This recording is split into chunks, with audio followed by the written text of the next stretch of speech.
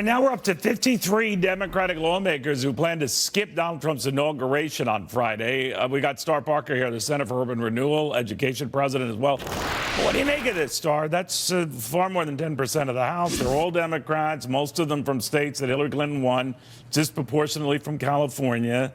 I've never seen anything like this. Well, I'm glad they're not coming, frankly, because it will allow for more room for the freedom lovers who are looking forward to this opportunity to get our country back to its founding principles of liberty and limited government, to come to Washington, D.C. and celebrate this new opportunity in front of us as a nation. That's how I feel about it. But what I thought of immediately, I'm sure you did as well. Could you imagine if this were the other way around, if it was a bunch of Donald Trump voters or Republican congressmen, That's right. Let alone if they tried this 8 years ago. God knows. Exactly. But if they were doing this now, right? Well, you're absolutely right, Neil. And when you look at it's not just from California, my home state, but it's also disproportionately the Congressional Black Caucus. No, they ought to give this administration a chance because he has come in on a promise to fix our inner cities. Well, at least hold him to the promise. But if you're going to start with, we don't want you to do anything, we like the status quo, well, it's time for them to move over because we are going to fix our inner cities.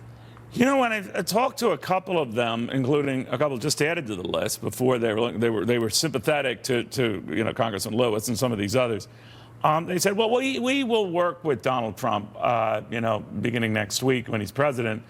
And I was just perplexed because you don't even honor the fact that he will be president. So how are you going to work with a guy you don't even recognize as a legitimate president come next week? Well, that's going to be forgotten.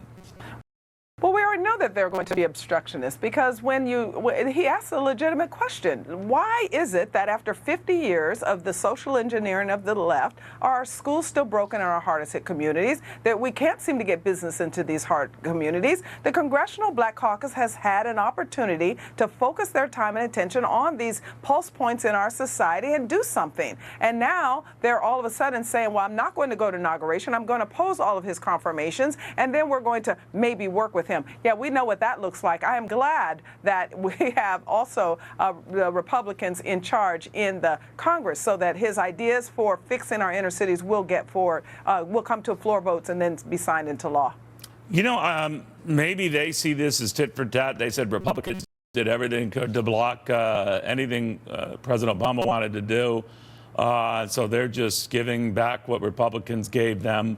But someone's got to be a grown-up here, and I don't see that happening. So I see yet another president's term that's going to be defined by how much potentially isn't getting done. Now, the difference is Republicans like that, but you're right. Hear me out, though. That what's going to happen is this is very analogous to Barack Obama's first 2 years in that he has the run of the table. That is Donald Trump. He had control of the House, the Senate, and obviously the White House. So maybe what we see is just Republicans ramming things through because that's the only choice they have.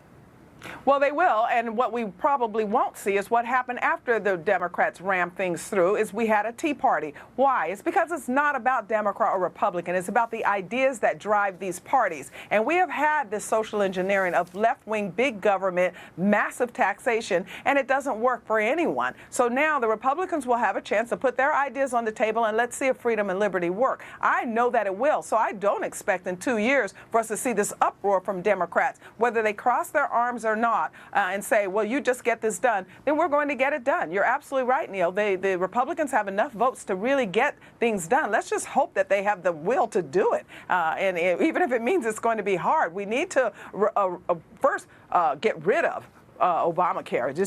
It needs to collapse. It's already collapsing amongst us. We need to reshape the Department of Education. We really need some engineering and new ideas in HUD. All of the departments need to be revolutionary, brought into the 21st century. So, yes, Republicans have that 2-year window to do it, and they might have to not have a Democrat with them in applying those principles that we know are going to help our country. Yeah, it certainly looks like it. Star Parker, thank you very much. Good seeing you.